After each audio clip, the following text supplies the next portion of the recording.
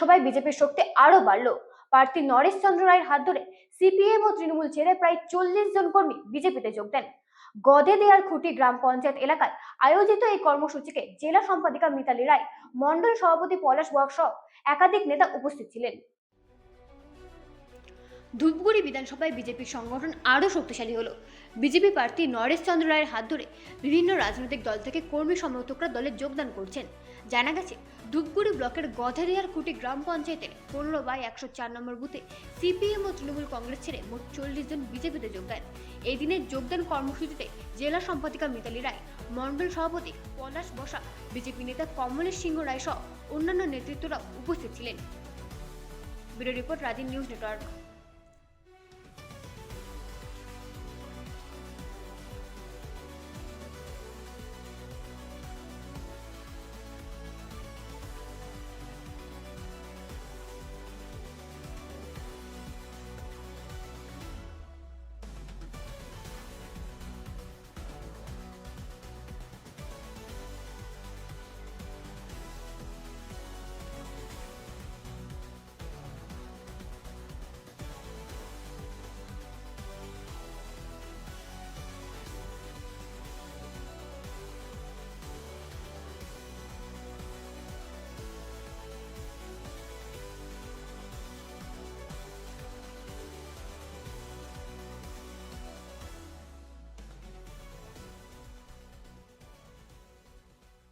পঞ্চায়েত থেকে বিজেপিতে যোগদান বিভিন্ন দল থেকে কোন কোন দল থেকে কারা জয়েন করলো, এবং একটা অভিযোগও পাচ্ছি যেখান থেকে বলা হচ্ছে যে আপনাদের কর্মীকেই তৃণমূল কংগ্রেসে জয়েন করানো হয়েছিল কালকে, কি বলবেন? সিপিএম এবং তৃণমূল থেকে আমাদের বিজেপি পার্টিতে যোগদান করলো। হ্যাঁ, কতজন?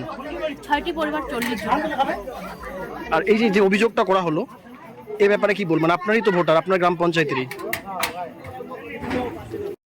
এই এলাকাটার কি নাম? দক্ষিণ কাটুলিয়া। কি করিলেন আজ তোমরা? আজকেই তো আমরা বিজেপির না ঝান্ডা ধরি। এর আগত কোন দল ছিলেন? আগত তো সিপিএম করছি। কেন হঠাৎ করে বিজেপিতে আইসা? আমার এইটা না করলে যে বুদ্ধি নেই, বর্তমানে এই নির্বাচনটা আমাকে রক্ষা করে নেই, এটা আমার মান সম্মানটা আছে না।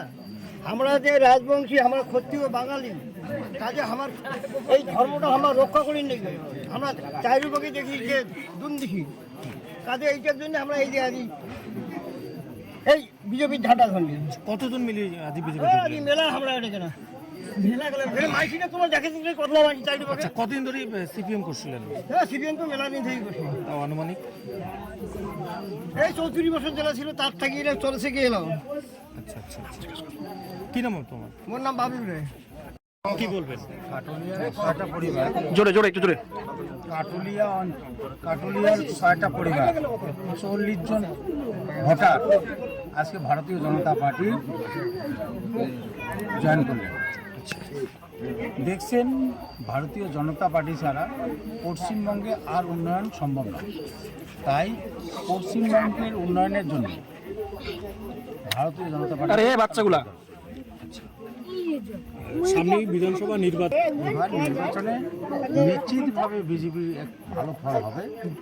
কারণ হচ্ছে উপনির্বাচনে অভিষেক বন্দ্যোপাধ্যায় এখানে মহাকুমার ঘোষণা করেছে। এই মহাকুমারে মানুষ বিশ্বাস করে তাকে ভোট দিয়েছে, কিন্তু এখন মহাকুমারের পরিকাঠামো দেখে বুঝতে পারছে যে মহাকুমার নামে মাত্র মহাকুমার, ভোট বদলি হয়েছে।